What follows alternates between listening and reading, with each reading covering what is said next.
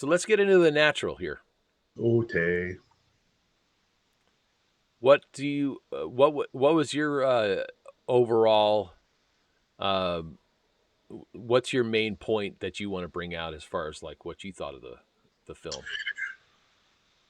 The film presents me with what amounts to the third version of a very epical ancient story. To me, the natural is a as if Samson lived in 1939 New York, and he's having to take on the Philistines who want to take over the New York Knights, and they're willing to do anything to do it, including sicking Delilah on him. And thus, she cast. There's a fascinating thing where Pops tells him she's a curse for you. He went, no, no, no, it'll be fine as they get He on the tries to elevator help him even though it's his niece. because Pops is a prophet. And so that whole thing plays, and then as it works out, I don't know if we want to. Do we have to worry about spoilers for a film that's 40 years old? But No, we don't. yeah, We always put spoiler warnings. We're then spoiler we're good. warning deep dive channel. So what the deal is that it has a triumphant ending. We have a catastrophic ending, nicer than the one Frodo gets, for instance. Right. But in the sense, he does go to Tolerancia. He's in the cornfield playing ball with his, I guess, stepson, right? Iris's son, and because now he's living and he's all healthy again, and it's great, and he gets to live his life. So that's not what happens to Samson, of course. Samson pays the full price of discipleship, and in Malamud's original story, Hobbs takes the money and doesn't hit the home run that saves the Knights for Pops. So we have three different versions. So And that's interesting. I really love the movie version a lot. well, it's great. I'm just saying that's it. What it does He is takes the it's money. in the book. Yes, Wow. yes. So He where's the keeps the hero money. thing? Obviously, they gave him the money. Remember, he puts it on, he throws it on the desks, and he He walks out. brings it. Oh yeah, he brings it back. He did take the Right. money in the movie. He That's did. right. Well, they put it on his table in his room, right? And he never Well, touched he it. comes That in there. Yeah, he's like, comes back. slips it to him. He was thinking about taking it. I Sure, think he they was. should. I think they showed that really clearly. Yes, they did, and that's good because it says the last temptation of Roy Hobbs kind of thing. Mm-hmm. Mm-hmm. So there's a lot of biblical feel to the movie, and that's very appealing for me. And also that it's a redemption arc for Roy. Right. It's I think at also its core, it's really a fall from grace. Right. absolutely, and it's a recovery and a repentance and making Mm-hmm. atonement. It's the whole gamut of what you do when you've fallen. You get up, you do your best to make it better, even if all the stitches in your wound tear out when you're swinging the ball to hit that great final home run. And then the thing that the thing that really emphasizes that for me is, in my opinion, there are no characters in this film. They are all archetypes. There's Mm-hmm. not one arc in the film. Okay. I'm Everybody down with at the that. beginning is the same as they are at the end, which is kind of the point, saying you can stymie evil, but you're not going to eliminate it. The judge and Gus are not going away. Memo isn't improving. Pops is going to probably be depressed next year, just like he was this year anyway. Right. And all he did was he dealt with his own sinfulness in the best possible way. That's my take on the movie. Okay. Um. Yeah, I see kind of like the hero's journey. Uh. Yeah.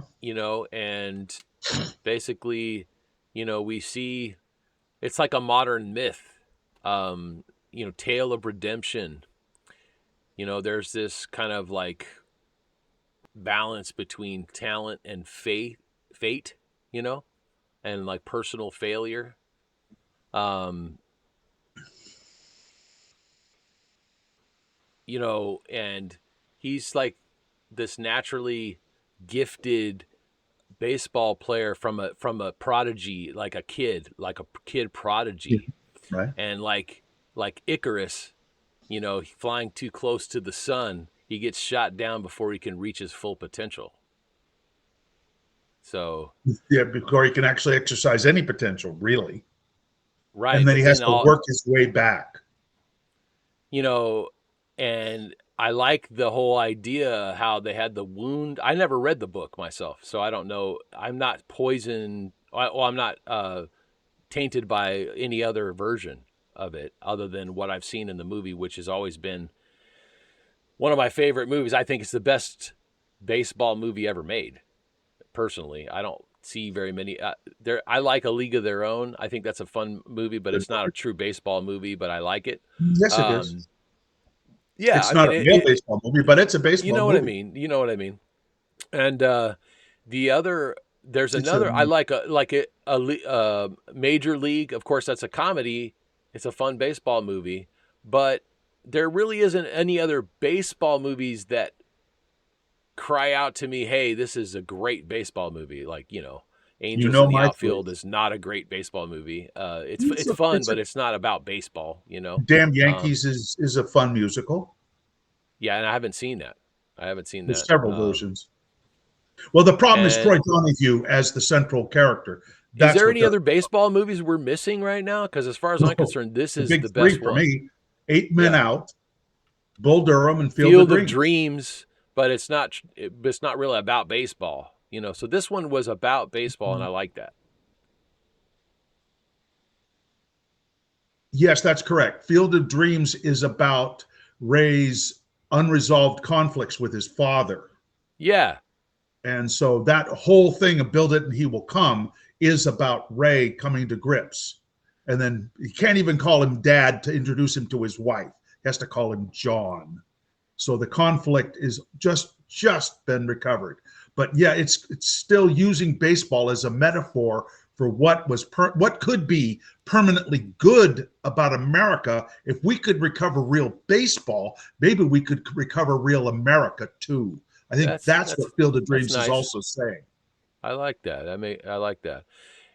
Because And that's what in Terrence Mann's, remember Terrence Mann's speech? Oh, they will come, Ray. That whole the speech. people will most Oh, definitely come. hmm? The people will Deaf and most dumb? definitely come. They They will will come, most Ray. definitely come because it is It's money they Darth have Vader. and It's peace Darth they Vader. lack. Yeah, well, that's pick a better actor for the role. I don't know how you do it. You just threaten me Back! with a gun, Back to Ray. the 60s. Go It was back. my finger. He's got like the poison thing. He's like, shh, shh, shh. Go back. Back to the 60s. That was I'm going to funny. beat you with a crowbar until you go Until you away. go away. But and then Bull Durham is kind of that is almost a period piece. Yeah. Uh, But that's but a Eight Men that, Out there's is one a I real forgot about. I forgot baseball about that drama. one. Do what? I forgot about Bull Durham. You can't hear me? Yes, I can. I just we both Okay. talk at the same time. It's my fault. Okay. Yeah, I So forgot about Bull Durham. it is a great movie. It is not for children. No. It is it's the Love Actually of baseball movies as well, because I like to call Love Actually the Bull Durham of Christmas movies. But the cool thing about this film is that you can watch it with the family. Mm-hmm. Even though it has serious stuff happening and serious undercurrents kind of pulling you along the way. It's not a Uh, problem. the kids don't really recognize that. They're more interested in the little boy, the bat boy, and the lightning bolt, and the kind of fun interactions between different characters and stuff. I Now, think that. Oh, go ahead. I was going to Now, say something about Duvall because, of course, Max Mercy. Duvall is always the real actor in the movie. Like he's the one when he acts that you can't tell whether you really think he's the real person. That's how good of an actor Robert Duvall is. He portrays a character in any movie you can think of, and he embodies that character so well. He might he might possibly have taken the first spot in my mind as being the best actor right now that there is, even now. Ever? Yeah, I mean he I can't think of a time where I didn't believe that he was who he was playing. Nope. The Apostle, Apocalypse Now, Lonesome Dove, How To does he Kill a do it? Mockingbird. Wow. Yeah, Phenomenon. Yeah. So the in terms of Max again is he is kind of a Thoth character in this because he's the one who's bringing all the knowledge, quote unquote, but it's all evil knowledge. It's destructive knowledge. You're I mean, talking he's about the one the who brings, reporter guy, Max? that's Max Mercy. That's what Duvall's Yeah, playing yeah. in the movie. Okay. And he's the one who kind of enables the possibility that Roy might have to just go, well, maybe I do have to just blow this off. But And he's then an Roy innocent realizes bystander. Yeah, I'm sorry. He's an innocent bystander. who is Max, Mercy? he doesn't really know that he's being used by that guy with the eye. What's his name? You Who's the mean, well, bad guy? Gus, played by Gus. Yeah. Aaron McGavin, Hmm. is the gambler, and the judge, played by Robert Prosky, is the owner of the team, the one who sits in the Right. dark like a But they're spider, they're like a collaborating, shell. and Gus is really kind of the manipulator in Of the course back. he Don't is, you agree? absolutely. Okay. Yeah. And he's kind of the Metatron, the Uh-huh. Azazel character of the piece, because he's the one who is actually enjoying the pain he's inflicting. He's enjoying how much humiliation he's heaping on Memo. I mean, I can't even believe, and she is just doing it. It's like I just don't even, I hate myself, and I'm going to do everything because I'm so hateful. And it's just her character just Eh, descends into sadness, and she almost disappears by the end of the movie. It's yeah, so and sad to watch. there's that scene where she pulls the gun and he Uh-huh. goes, I have met you before. Mm-hmm. And so it's the same spirit that was involved in the other lady Same that spirit. yeah, that's what he's saying. I have met you before because he gets shot by I the understand. psycho. Yeah, Yeah. okay, the He goes, first I have met time, you before. I don't think she would be shooting him. She would be shooting him in order to disable him. I don't believe she would shoot to kill. I think she would No, just shoot him but to it's still prevent him being able to play people the playoff game. people kind of react to spirits differently. I It's still understand. the same thing, which is to get him out of the way. And there's True. like always something trying to keep him from breaking out and being the best. Well, it's remember, he is a threat to the established criminal order. His he does one thing right, the whole plot falls apart. All of their machinations are destroyed. Evil is defeated for today. Yeah. And so that's what they realize that they can't buy him. They couldn't seduce him. Now they have to kill him. I mean, Right. it's kind of has a this year feel in some ways in the real world, but in the movie, what she is doing is that's her final. I don't know what else to do at this point, but because I can't. I don't know what Gus will do to me if I don't stop him. And here, a gun. And of course I think doesn't he just take it away from her? Yeah, she shoots the floor. Yeah, that's right. She Good kind of call. makes a ruckus, and then Mhm. he grabs it from her and he goes, I have met you before, because he Right. remembers being shot. And of course Yeah, they took the bullet out and you see that it was like a silver bullet. I know, right? That's the only That's reason why he is able to live through that, because it was silver. That was the only reason why he didn't, it was just like die in there, because it would have been lead, right? Well, He would being have. that it was silver, in a way, silver has a lot of healing properties. And so it healed really quickly, but and then it's stuck in there and it never really fully heals. Of course. Well, it. I see, and the him getting sick at the party is a consequence of her. I I'm not think even she sure she put was something in the poisoned. drink. Sure, but I think it reacted with the bullet. That Yeah, that was the context I got from the way the doctor was talking. it's But interesting. that sequence was a little unclear to me. That seemed like they might have wanted to kind of redo that sequence a little bit. It wasn't narratively clear to me. It would left me with too many questions about what was his. when I saw it this time, because I've seen it any number of times before, Sure. I always go, "Why is he bleeding on his side? What's up with that?" And I realized, oh, that's right. They operated to remove the bullet, and there's Yep. stitches in his side. So the Yeah. stitches, when he twists to hit that 500-foot home run, tears the stitches out. So he bleeds like crazy because now his wound is open again. Well, But let's give a shout out to John Williams on an incredible musical score, huh? very good. No, Really no, kind of no. make. Randy Newman.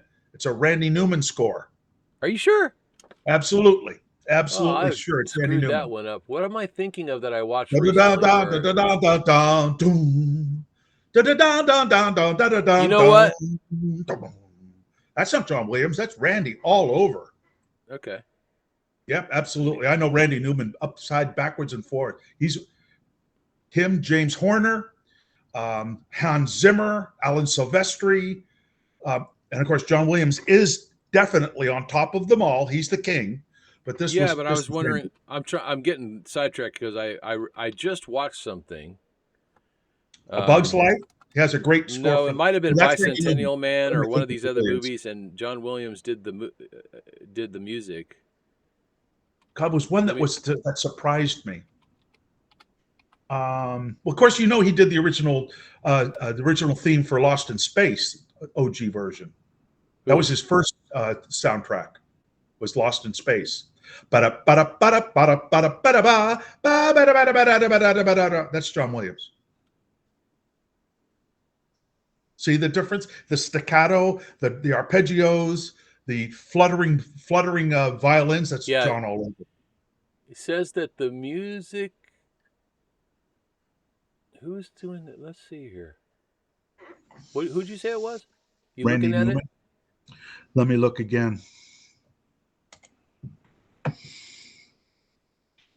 They might make me go to IMD Pro for the information. Yeah, I'm looking. Let's see.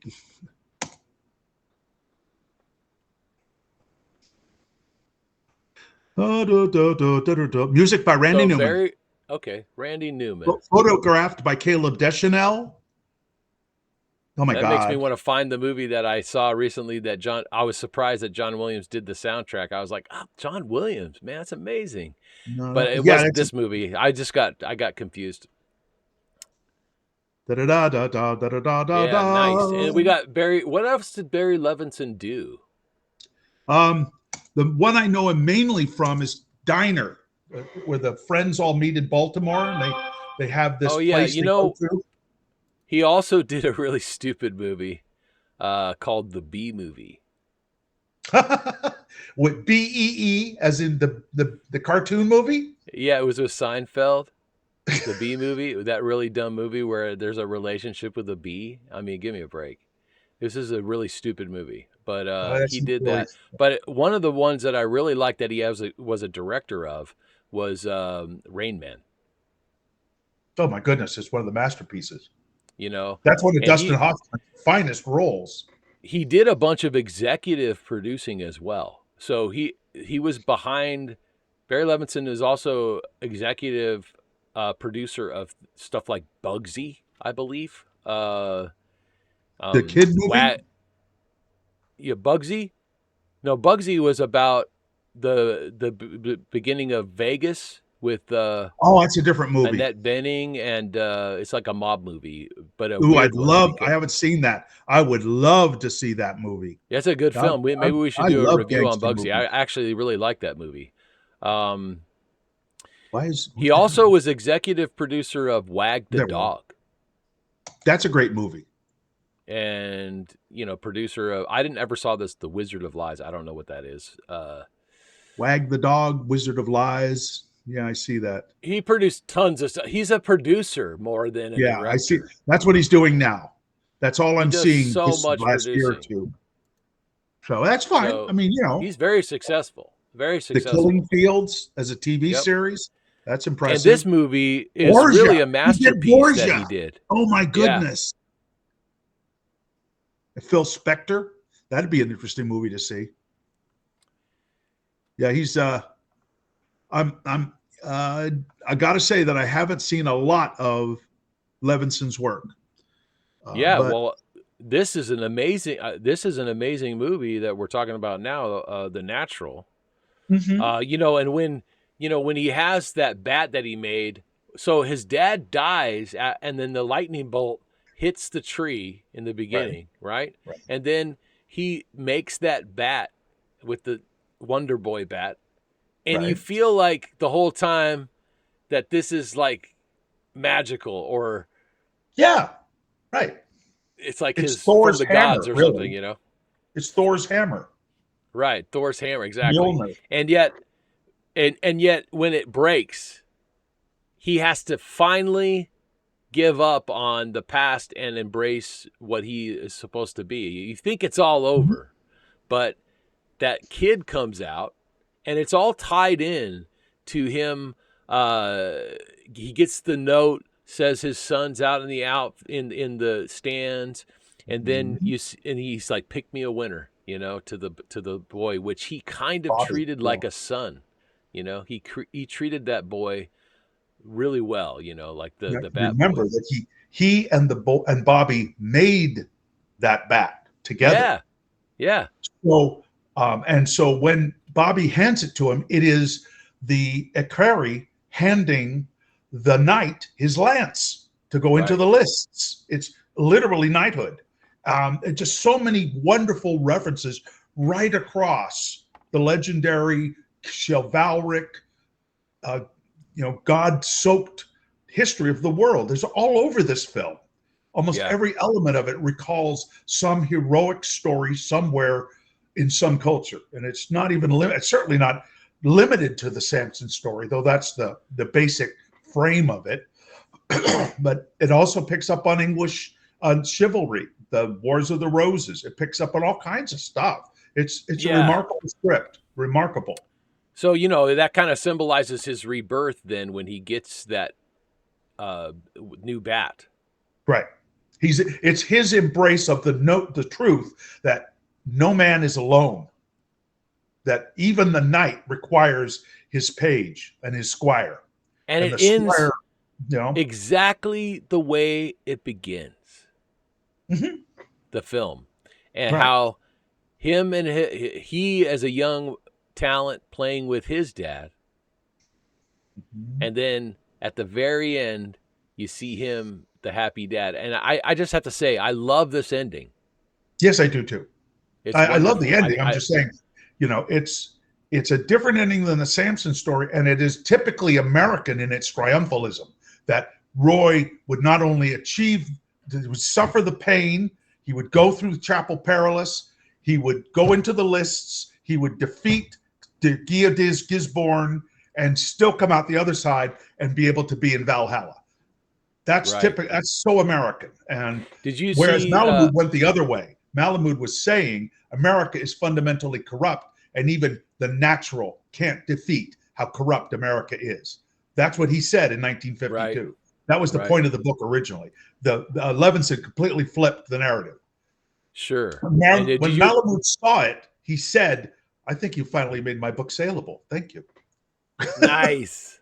Did you read The Count of Monte Cristo? I've seen a dozen versions of it. I don't believe I've ever been able Okay, to so get you through the saw whole the book. old Richard Chamberlain version, and Of then course. you Well, that's also not even the seen oldest one I've seen. I the mean, one there's a that version with Caviezel Douglas was in, right? Fairbanks I've seen. Yeah. Yeah, I saw it. And you The see, Richard Chamberlain version, we're that's talking my about Count of favorite Monte one. Cristo, right? Where he's kept in the Chateau d'If and he's a Yeah, prisoner. that's my He's favorite version, is the Chamberlain version. It's a great But I version. actually like the changes they made, even though I'm still, so I'm partial to the book. The book in the book, that's more in line with the Chamberlain version, Yeah, because again, right? The it's 30s about version would revenge. be more triumphalist than it would be in It the, what was it, 80s that the Chamberlain version was made? Was it the Yeah, 80s or but 70s? what you see is in the book, he never ends up with her. And the son is not his. The boy is the boy of the guy that betrayed him. And she goes off, and they're not together, because it's about revenge and Mm-hmm. how it sucks you in. the revenge part, that and the reason why I'm bringing this up is just to talk about the changes in movies and what they do to, like in The Natural, what they did here. Obviously, I didn't read the book, but what you're saying is that it's a little bit different. Quite a And bit, in yeah. so in the Jim Caviezel version, Oh, where that I haven't seen. you have to see it, it's really really good. I But bet.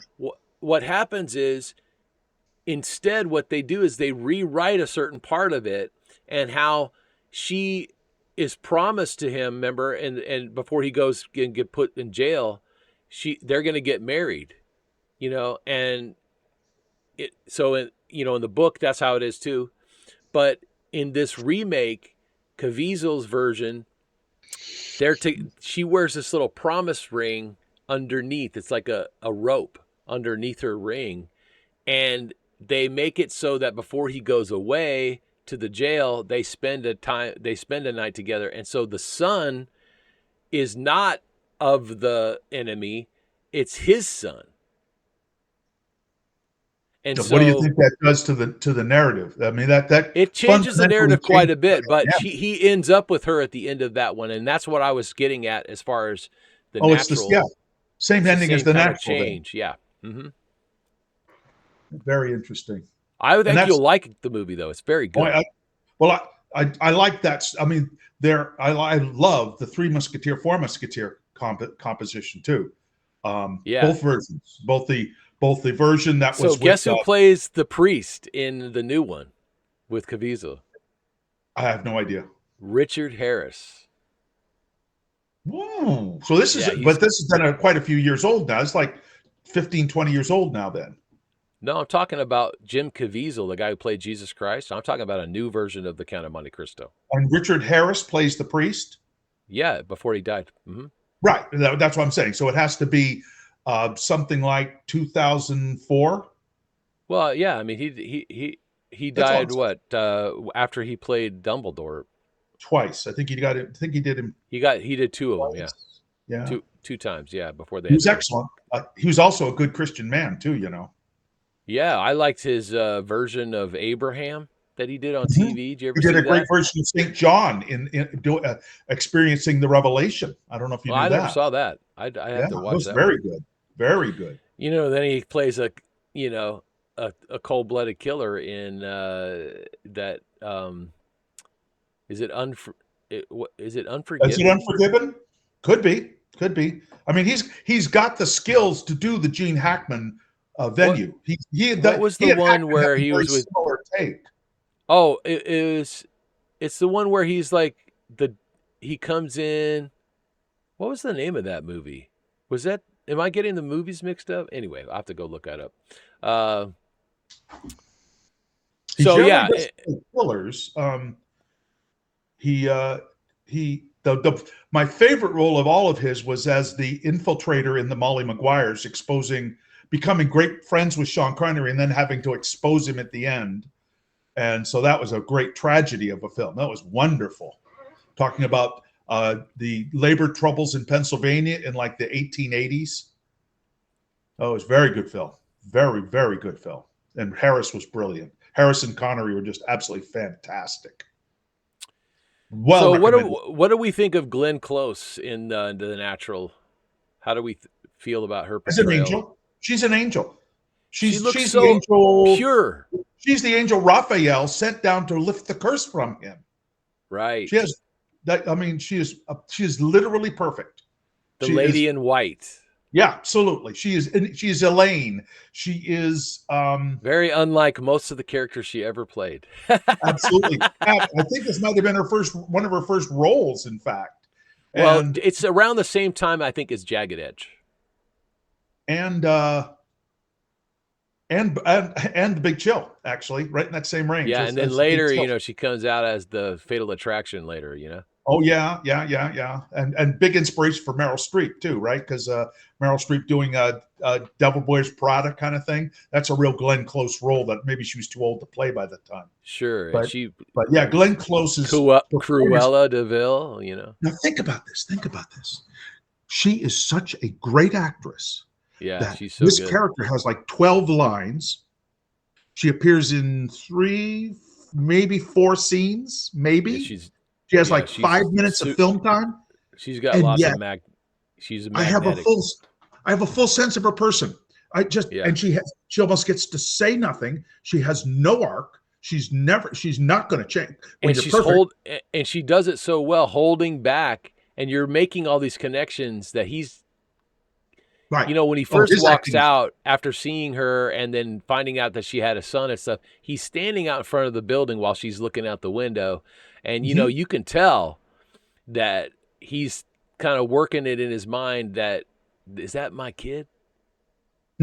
but it's Yeah. not. So because he was It long gone is. before she ever even got married. So It and is she's in the movie, though. the boy is That's his his son. son. Yeah, No, that's that's his the son of boy. the man she married that went to New Nope, York. she sends him a letter down there and says it's his boy. Oh, That's what she's giving him in the dugout.